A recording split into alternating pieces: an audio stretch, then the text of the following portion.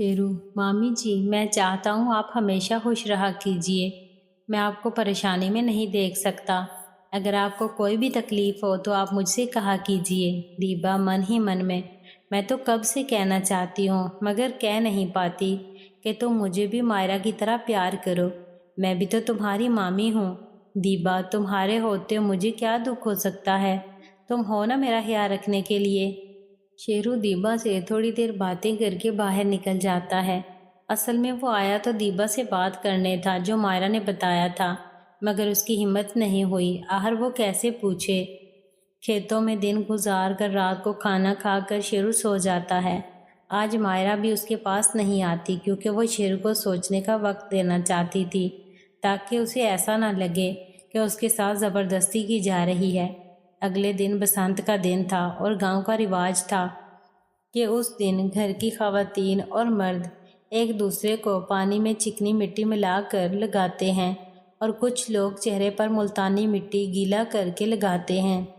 अगली सुबह शेरू जब अखाड़े से घर आता है तो नायला उसे गले लगाकर बसंत की मुबारकबाद देती है और शेरू भी नायला को गले लगाता है। फिर बारी बारी से सरवर, दिलदार और बख्तियार भी शेरू को गले लगाते हैं और वो भी उनको गले लगाता है। मायरा और दीबा शेरू को नज़र नहीं आती। शेरू राजू के घर चला जाता है। राजू के घर पर उसके गांव के कई दोस्त मौजूद थे। वो सब पतंग उड़ाने की तैयारी कर रहे थे। शेरू राजू को गले लगाकर बसंत की मुबारकबाद देता है और राजू भी शेरू को गले लगा लेता है। तभी राजू का एक दोस्त गिलास में लस्सी ले आता है और सबको पिलाने लगता है। शेरू भी एक गिलास पी लेता है, मगर उसका टेस्ट कुछ अलग सा था, फिर भी अच्छा था। आधा घंटा राजू के घर गुजारने के बाद शेरू घर लौट आता है और राजू अपने साथियों के संग गांव में पतंग उड़ाने चला जाता है। घर आते ही शेरू के ऊपर पानी की बरसात हो जाती है। ये मायरा थी जो शेरू के साथ आज खुलकर बसंत का त्यौहार मनाना चाहती थी और रात से ही उसने पक्का प्लान भी बना रखा था और काफ़ी तादाद में चिकनी मिट्टी अच्छी तरह पानी में भिगो कर रख दी थी। बसंत है, ये कहते हुए मायरा पानी की बाल्टी जिसमें चिकनी मिट्टी मिली हुई थी शेरू के ऊपर डाल देती है। शेरू एक पल के लिए हड़बड़ा जाता है और जब वो संभलता है तो मायरा को पकड़ने दौड़ता है तो मायरा भाग जाती है। मायरा ने आज चिकन का सफ़ेद सूट पहना हुआ था जो कि कभी कभार ही पहनती थी। शेरू मायरा को पकड़ने दौड़ता है तो वो बाथरूम की तरफ भागती है जहां दीबा पहले से ही मौजूद थी और चिकनी मिट्टी वाले पानी की बाल्टी लिए खड़ी थी। मायरा के पीछे पीछे शेरू जैसे ही बाथरूम में घुसता है तो दीबा मिट्टी वाली बाल्टी शेरू पर डाल देती है। शेरू की आंखें बंद हो जाती हैं। जब वो अपने चेहरे से पानी साफ करके देखता है तो सामने दीबा मम्मी को देखकर हैरान हो जाता है। आज दीबा भी सफ़ेद चिकन के सूट में थी जो आज तक शेरू ने कभी नहीं देखा था। शायद मायरा का पहना हो। शेरू बेसुध सा दीबा को देखने लगता है। तब दीबा उसे होश में वापस लाती है। दीबा, बसंत का मेला है, क्यों बच्चों, आया मज़ा? आज हम बताते हैं तुझे घर में बसंत कैसे खेलते हैं।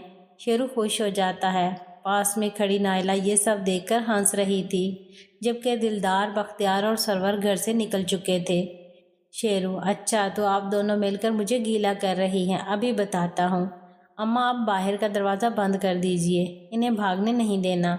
इतना बोलकर शेरू जल्दी से मायरा को पकड़ लेता है और चिकनी मिट्टी लेकर उसके चेहरे पर थोप देता है। उसके बाद वो दीबा को पकड़ने दौड़ता है और वो भागने लगती है, मगर जल्दी ही शेरू से दबोच लेता है और उसको भी चिकनी मिट्टी लगा देता है।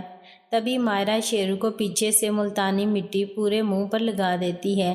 शेरू जब देखता है कि मायरा मामी ने मुल्तानी मिट्टी अलग से गीली करके रखी हुई है तो वो भी मुल्तानी मिट्टी मायरा को लगाने भागता है और मायरा ऊपर भाग जाती है। शेरू उसके पीछे भागता है और मायरा को शाकिर वाले कमरे में दबोच देता है और उसके चेहरे पर मुल्तानी मिट्टी लगा देता है। तभी दीबा भी शेरू को पकड़कर मुल्तानी मिट्टी लगा देती है और शेरू भी जवाब में दीबा मामी को मुल्तानी मिट्टी लगा देता है। अब सूरत हाल ये थी कि दीबा और मायरा के चेहरों के रंग मुल्तानी मिट्टी लगने की वजह से एक जैसे हो चुके थे और दोनों के कपड़े भी चिकनी मिट्टी और पानी से भीगे हुए ایک جیسے لگ رہے تھے، جس کی وجہ سے دونوں ایک جیسی لگنے لگی تھی۔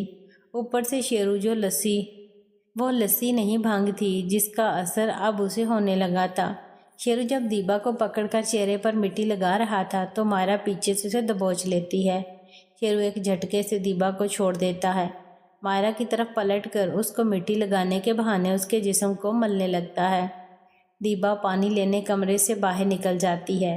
تب شیرو مائرہ کو پکڑ لیتا ہے۔ ہاتھ لگاتے ہی اسے ایسے لگتا ہے جیسے اندر سے اس نے کچھ نہیں پہنا ہو، اور تھا بھی ایسا ہی۔ آج مائرہ مکمل مستی کے موڈ میں تھی۔ شیرو مائرہ کے سنگتروں کے ساتھ دونوں ہاتھوں سے کھیلنے لگتا ہے۔ مائرہ شیرو کے سینے سے چپک جاتی ہے اور شیرو کے ہاتھ مائرہ کے بھرے بستے پر چلے جاتے ہیں، اور وہ اپنے ہاتھوں کو کبھی بند کرتا ہے اور کبھی کھولنے لگتا ہے۔ شیرو مدہوش ہو گیا تھا، ایک تو بھنگ کا اثر، دوسرا مائرہ کی مستی۔ تبھی دیبا پانی لا کر شیرو پر ڈال دیتی ہے اور شیرو اپنی آنکھوں کو ملتا ہوا مائرہ سے پیچھے ہٹ جاتا ہے۔ مائرہ شیرو کی باہوں سے نکل جاتی ہے اور دیبا شیرو کو پھر سے مٹی لگاتے ہوئے اس کے ساتھ چپک جاتی ہے۔ شیرو کی آنکھیں بند تھیں، وہ دیبا کو مائرہ سمجھ کر پکڑ لیتا ہے اور اسے زور سے اپنے سینے سے لگا کر کھینچ لیتا ہے، جس کی وجہ سے دیبا کے منہ سے سی نکل جاتی ہے۔ چھوٹو بھی جاگ گیا تھا، سو اب وہ سیدھا دیبا کی کھڑکی پر دستک دے رہا تھا۔ دیبا کا جسم لرزنے لگا تھا۔ شیرو مستی میں ڈوبتا جا رہا تھا، اس کا دماغ اب سوچنے سمجھنے کے قابل نہیں تھا۔ شیرو یہی سمجھ رہا تھا کہ اس کی باہوں میں چھوٹی مامی ہے۔ وہیں دیبا سی نکال رہی تھی مگر منہ سے کچھ بول نہیں رہی تھی۔ دیبا نے بھی اندر کچھ نہیں پہنا تھا، اسی لیے شیرو بھی سمجھ نہیں پایا تھا، اور دونوں مامیوں کے جسم بھی ایک جیسے ہی تھے۔ چند لمحے دیبا شیرو کی چھاتی پر گر کر زور زور سے سانسیں لینے لگتی ہے۔ سانسیں سنبھلتے ہی وہ اٹھ کر باہر بھاگ جاتی ہے اور مائرہ اندر آ جاتی ہے۔ مائرہ: شیرو نیچے لیٹ کر کیا کر رہے ہو؟ اور باجی کیوں بھاگتی ہوئی گئی ہے؟ شیرو مائرہ کے سوال سے حیران ہو جاتا ہے۔ شیرو کو یقین نہیں ہو رہا تھا کہ ابھی وہ جسے مائرہ سمجھ کر میچ کھیلنے کی تیاری کر رہا تھا اور جس کے ساتھ اتنا کچھ کر گیا وہ دیبا مامی ہے، اور وہ کیسے پاگل ہو کر مجھے اکسا رہی تھی۔ شیرو من ہی من میں: اوف، یہ میں نے کیا کر دیا؟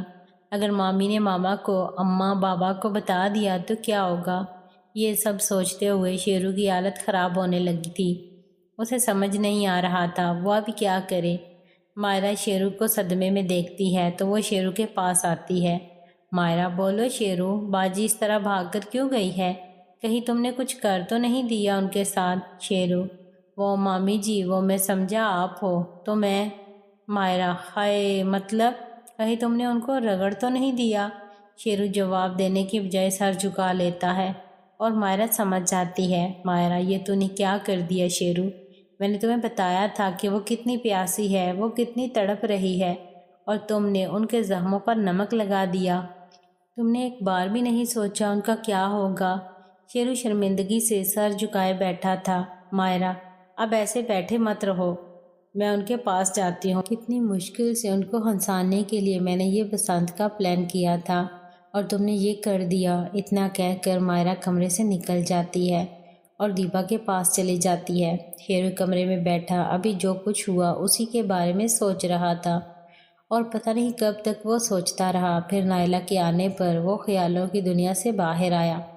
نائلہ: کیا ہوا شیرو، کب سے یہاں بیٹھے ہو؟ چلو اب اپنا حلیہ ٹھیک کرو، نہا کر تیار ہو جاؤ۔ شیرو چپ چاپ اٹھتا ہے اور باتھ روم میں گھس جاتا ہے اور پھر تیار ہو کر نیچے آتا ہے۔ کھانے کا وقت تھا۔ اس وقت کھانے پر صرف نائلہ، دلدار، شیرو اور بختیار اور سرور تھے۔